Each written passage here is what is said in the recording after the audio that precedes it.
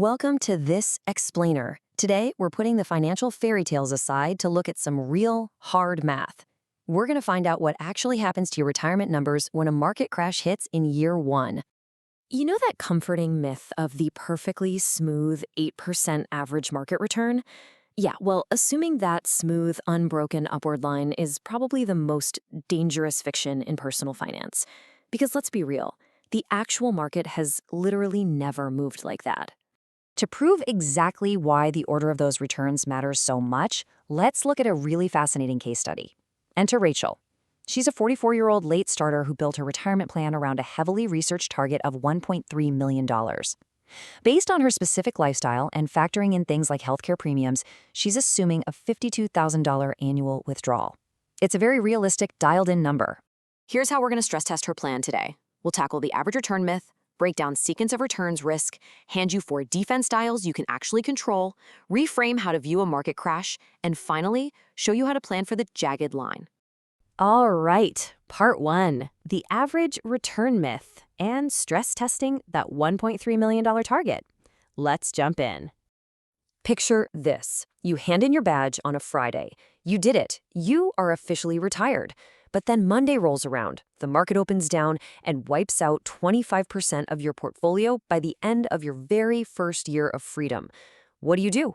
Do you march back to the cubicle, or do you try to ride it out? It's a completely terrifying scenario. Which brings us to Section 2, Sequence of Returns Risk and the $128,815 gap. This risk right here, this is the hidden force that actually ends early retirements. To see how it works, we're going to run the exact same 5 market returns twice against Rachel's $1.3 million portfolio, pulling out $52,000 at the start of every year.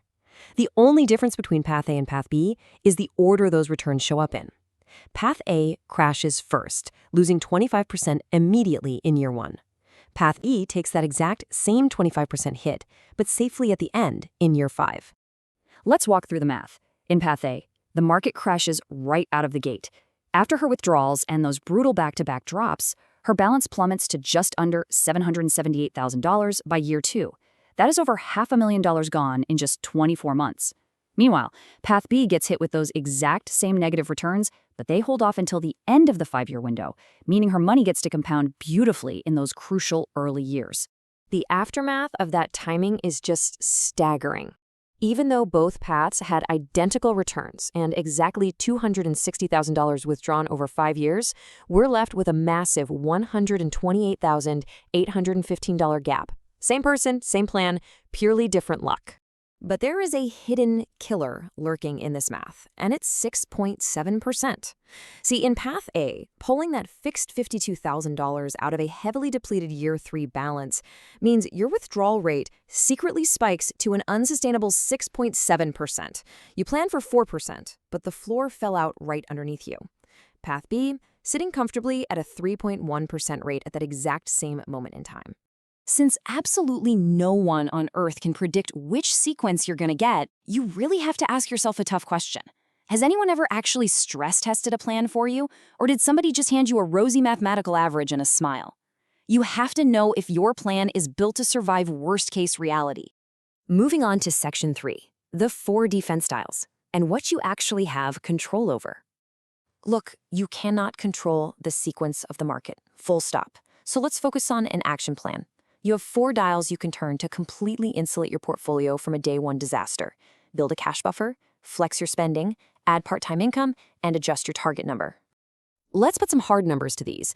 Dial 1, having a 2-year cash buffer of $104,000 completely prevents you from having to sell stocks into a crash. Dial 2, flexible spending. Trimming your expenses back to a baseline of $39,000 forces major savings, securing over $32,000 in a down market. Dial 3, earning just $1,800 a month part-time automatically offsets 42% of your annual withdrawal on its own. And Dial 4, targeting a safer 3.5% withdrawal rate instead of 4% builds a massive margin of safety right into the number itself. Okay, Section 4, reframing the market crash and why volatility is actually a mechanism. With our defenses in place, we really need to reframe how we view a market crash. Sequence risk is incredibly concentrated in a specific danger zone. Basically, the 5 years right before and the 5 years right after you stop working. This means if you're far outside that window, like Rachel at age 44, who is firmly in the accumulation phase, a market crash isn't a threat. It's actually an opportunity. The contrast here is wild. When you're in the accumulation phase, a 30% drop literally just means your monthly retirement contributions are buying shares at a steep discount. You are getting paid to show up and buy the dip. But that exact same 30% drop for someone who just retired with $1.3 million, that is a devastating $390,000 loss arriving the exact same week they lose their paycheck. Same headline, completely different disaster. So take a quick second and reflect on your own timeline. Where are you at? Are you far enough away, say more than 10 years, where market volatility is just a wealth-building tool? Or are you close enough to that danger zone under 5 years where you need to be building out that cash buffer today? Finally, Section 5. Plan for the jagged line and writing it down before the fear shows up. Let's bring all this together into a rock-solid plan. Remember that 25% day one drop scenario? Rachel's answer to that isn't some complex hedge fund maneuver. It's so much simpler. She relies on her $1,800 part-time income, cuts her spending back to her baseline of $39,000, spends from her cash buffer, and absolutely refuses to sell a single share into the hole. That's the plan, and it works because it's written down before the fear ever shows up. And this brings us to the absolute crucial takeaway of this entire analysis. Averages describe the past. Sequences are what you live through. You just cannot blindly trust a calculator's perfectly smooth line. Averages are great for the history books and theoretical math, sure, but sequences are what dictate whether your money actually lasts as long as you do. So as you look at your own retirement number and those defense dials we mapped out today, I'll leave you with this provocative thought. Are you truly prepared to navigate the jagged line? Thanks so much for joining me on this explainer. Stay focused out there and start building those defenses today.